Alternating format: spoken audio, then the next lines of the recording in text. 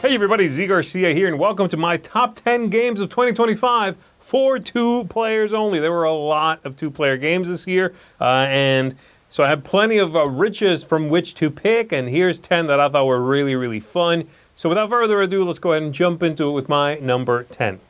My number 10 is based on another game that came out previously, and this is not the last time you'll hear this today. This one is Scales of Fate, that is based on Veiled Fate from Ivy Studio. In this one, you represent 2 demigods out of 9 randomly chosen. Your opponent does not know who you are, you don't know who they are, and you are trying to suss out which 2 they represent and trying to make sure they get as low a score as possible, of course. You'll be manipulating the board, placing these demigods in various locations, and triggering abilities that give and take away victory points.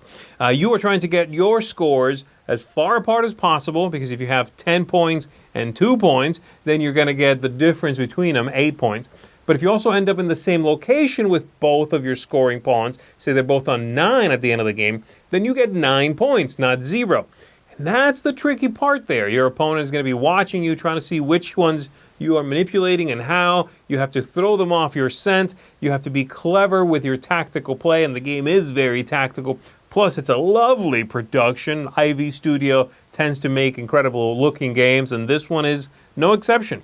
It's a looker. And so if you're looking for something that is thinky, head down, very clever and tactical, then Scales of Fate might just be the one for you.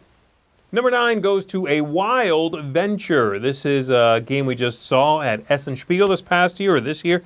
This one is a card game in which you are going to be collecting various cards, playing them in front of you, and they represent sort of different groups of critters like bunnies and things like that. And you're trying to activate their abilities, bank these cards, score a multiplier for them at the end of the game. You're also moving on this board where you are going on an adventure and trying to move up various tracks, gain bonuses as you go. Very combo-rific, a lot of, play this card that lets you do this thing, and then on your turn you'll activate this other one, and that lets you do this thing. A few different card types, so this one kind of feels, it gives me that collectible card game vibe, I guess, and I love that. But with the look of Adventure Time or something of that nature.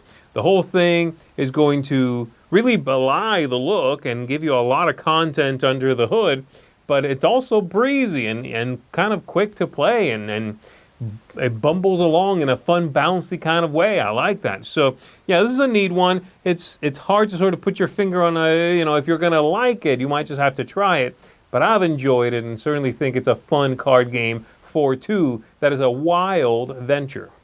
Number 8 for me goes to Legions from the Abyss universe, another spin-off. This is for 2 players only, sort of a lane battler, if you would, in which you are going to be playing cards, simultaneously revealing them, playing them into the proper colors, and then attacking your opponent across the way, trying to turn their cards face down. There's a lot of interesting push and pull here, and the game feels very mean. If you don't like mean games, this might not be the one for you. But there's some neat control play you can make. There's some neat abilities you will be given if you are controlling these lanes. You can break ties over here. You can get a bunch of victory points over here. This one gives you a flag. And guess what? If you get 5 flags in-game, you win outright. You don't have to score points. So there's that constant threat there that you have to watch out for. What is your opponent going for? What are they doing? Which colors are they drafting? Because you get to see that.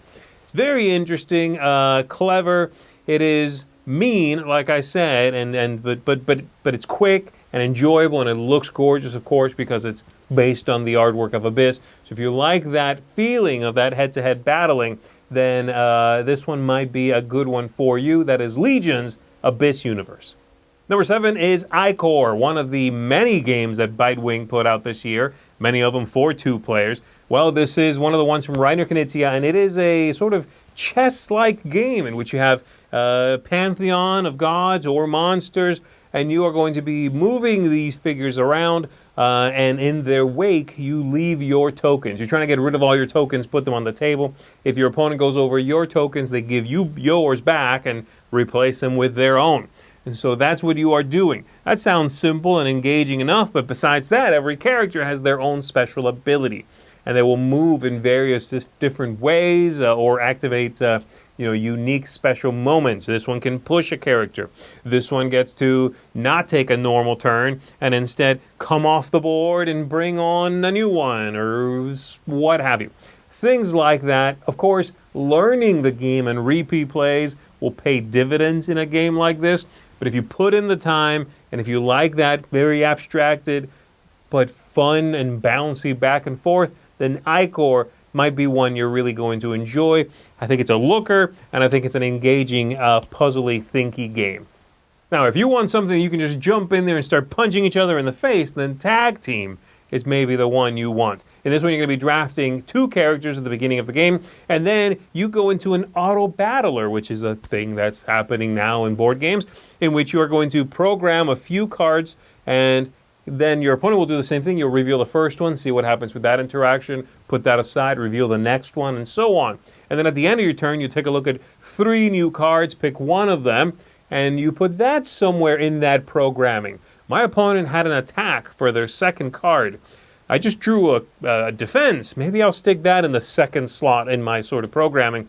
But maybe they know I'm thinking that, so they'll mess that up. And now it'll be the third card that attacks me. Really fun. The characters are vibrant. They're wild. There's a lot of different combinations because you have the 2 working together so they can assist each other in interesting and clever ways. If you like something that is going to be very vibrant and a little bit of that feeling of let's see what happens, then maybe Tag Team will be a good one for you. I've had a good time with this one. That's why it's on my list. Number 5, yet another one that came out of nowhere for me, a spin-off. This is Everdell Duo. Now, I already like Everdell quite a bit, and there was another Everdell game this year, Silver Frost, that I really enjoy. But Everdell Duo sort of came out of nowhere to surprise me with some of the interesting things it does that I was not expecting. In Everdell, you can sort of get a lot of resources, and then if your opponent passes, you can use all this stuff to play a bunch of cards and do all sorts of stuff. But you can't do that in Everdell Duo. The problem's not having too many resources or running out of them. It's running out of time, running out of actions with which to use those things. And I thought that clever timing really mattered. You are on a tight time frame, and you have to be smart with the actions you take because you only have so many of them. Everything else is very Everdell, playing cards, drafting them, playing them, activating their abilities. But the game, it sort of cinches up the time you're allowed to have and really makes it tight and interesting. I really enjoyed this one. If you want to try Everdell 4-2, but wound up real tight, not cutting you any slack, then I think Everdell Duo is a fantastic way to do it. Now, number 4 for me is technically a game you can play with 4 people, 2 versus 2. But I vastly preferred 1 versus 1. This is Zenith. And in Zenith, again, it's sort of a lane battler, if you would. You're going to be playing cards on your side of the table, trying to attract this planet that is on the center. There's 5 of them to your side and control that thing. And you're trying to get 3 of the same color or 4 different, what have you. As you play cards on your side, they become cheaper and cheaper if you have other creatures there, other cards there, so that's interesting. And they will do wildly different things. When you play this card, you attract 2 other colors. When you play this card, you get to steal one from across the table and put it on your color on your side. Things of that nature. But besides that, there's 2 other areas where you can manipulate the game. You can move up on the track and get various bonuses. You can discard for a unique ability that is not printed on the cards. There's a lot of ways to manipulate this game. It's a really nice production, very vibrant, very sort of anthropomorphic-ish sort of look, but in space. I like the whole thing. It's really dynamic, and again, it sort of dips a toe into that trading card game feel a little bit for me. Really like this one. Definitely check it out. Try the 2 versus 2 mode if you want, but check out this 1v1 because that's where it really sings, in my opinion, that is Zenith. Number 3 goes to Spirits of the Wild Awakening. This is a reworking of a game that came out a few years ago, Spirits of the Wild. But this new one has a lot more content in it from what I understand, and I never played the original one. So this one is going to give you a few animals represented by tiles in front of you, and you're collecting these very cute little pebbles, they're plastic, and putting them on the characters, trying to collect various specific criteria. So this one wants all of one color, this one wants all different, what have you. I really enjoy the the cadence of this, the back and forth on your turn. You sometimes have to reach into a bag and make some of these little pebbles available, and then you can take some, but you might be helping your opponent by doing this. You have to be paying attention to what they're doing, what they're collecting. You can also sometimes take a specific pebble, this sort of shiny, translucent one, and put it on an animal to lock that animal down. You can't add any more pebbles to that one, but their score is doubled. So when do you pull the trigger on that? That's an interesting decision there. Really like this one. It's fun, it's enjoyable, it lets you still have a conversation and enjoy a little sort of ribbing each other, messing with each other without being too mean, and while giving you something tactical and enjoyable to pursue. That is Spirits of the Wild Awakening.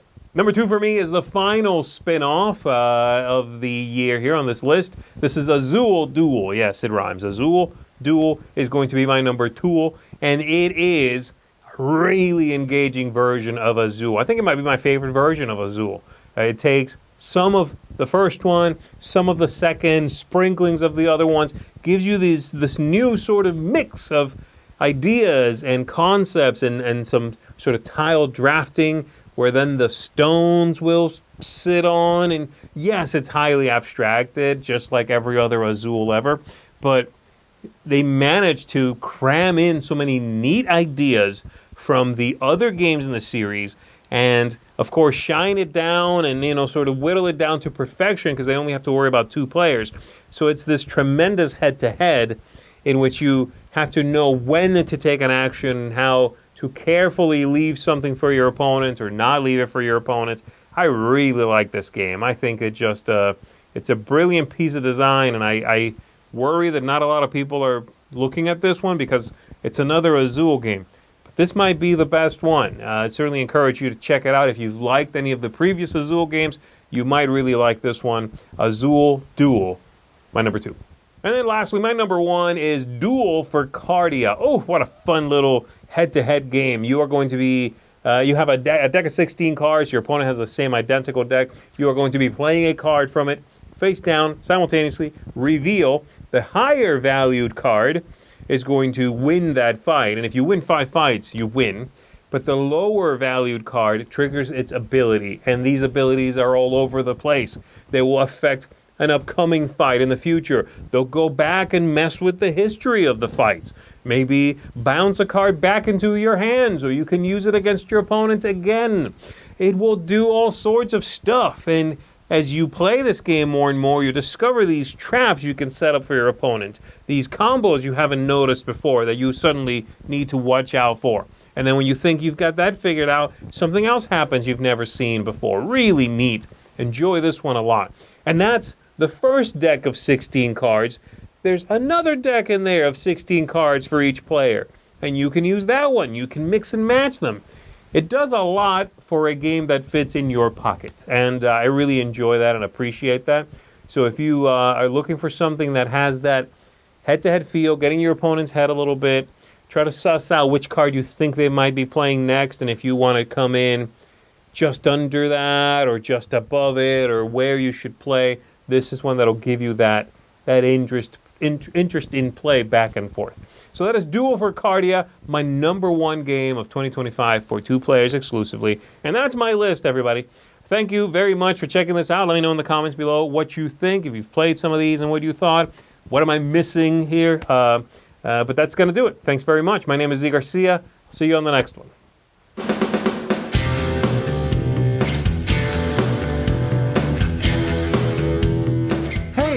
Thanks for watching another video here on the Dice Tower. We really appreciate you stopping by and checking our things out. Thanks so much for joining us today. And hey, if you really like what we're doing here at the Dice Tower, then there are different ways to support the Dice Tower. One of those ways is through Patreon. We have links in the description to this video, and we have links to lots of other things we do down there, so definitely check it out. But either way, we're glad you watched us. Tell your friends about the Dice Tower. Until next time, though, I'm Tom Vassell, and I hope you enjoyed this video.